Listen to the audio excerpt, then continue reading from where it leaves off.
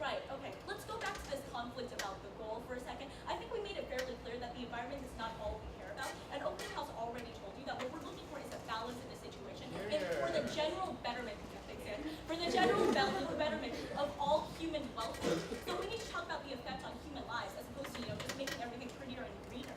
Okay, so let's talk about my second clash, about the effects on the policy. Our extension was primarily telling you about how the makeup of these obligations that the people in this situation have is very unequal, and it's also going to be enforced unequally.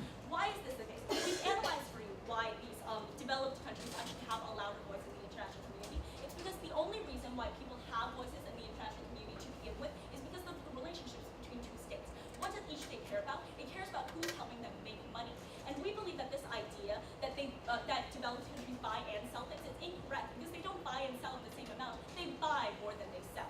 They care more about, developing countries care more about who's buying their products than developed countries do. Because developed countries really don't think that the computers and the intense amount of technology, the kind of products that are producing, are actually going to be bought by poor countries.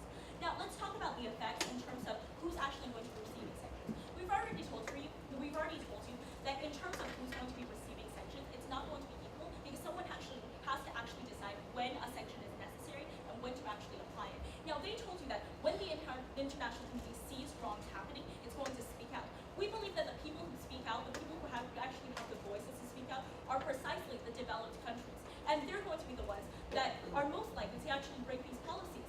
Okay, so let's talk about the fact that the developing countries are going to be disadvantaged in this situation. We believe that the effects are firstly going to be bad because, as we told you in our first class, the content of these obligations is going to be different in terms of the negotiations and what the plan that's actually agreed upon. But in terms of the sanctions that are actually set, we believe that the developed countries have a misunderstanding of what's going on in developing countries, as has been shown through this opening house. They believe that the developing countries simply should be able to do all of the things that the developed countries do, even though there's a fairly obvious imbalance of resources.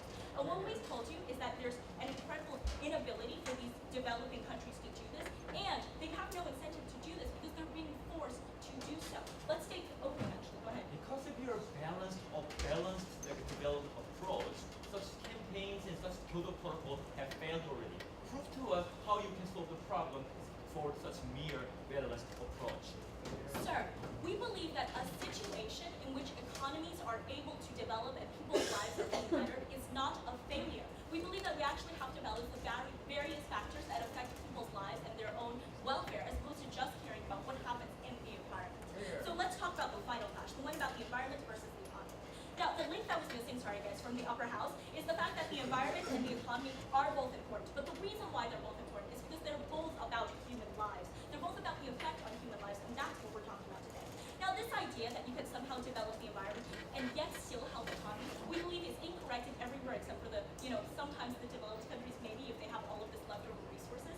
But let's talk about this green technology that was kind of brought up at the opening house, about a possible way of foreign countries investing in these developing countries. It was a small point, but let's tackle it anyway. So, green technology. The reason why they would never actually do this is because nobody thinks that my innovative technologies would be better suited to be developed in India. Because nobody thinks that they have the capacity to do this as we've developed on the closing house. Because we believe that there's a clear distinction between their capabilities, between their obligations, and between their incentives. So green technology simply does not exist. We believe that the better way to help these countries eventually develop to a level where they're able to meet the same incentives, the fairness and justice that was talked about on this side, actually, is for them to eventually have the capabilities to uphold those same obligations. So, what we need to do, as Ben told you, is that we need to start at the bottom. Because we believe that the kind of work that these developing countries are doing are by nature bad for the environment. The kind of work that we're giving them to do, the factory work, the industrial work, that pollutes the oceans. There's no way to do that without polluting the oceans. The kind of work that developed countries have the, let's say, privilege of being able to do, the stuff like services, that kind of stuff, that takes moving up the ladder of economic development to actually being able to achieve that.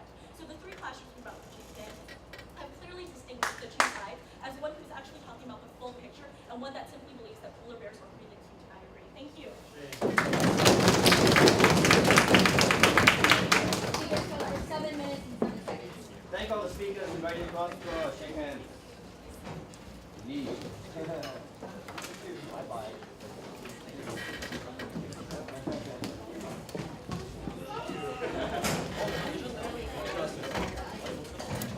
all the audiences, please.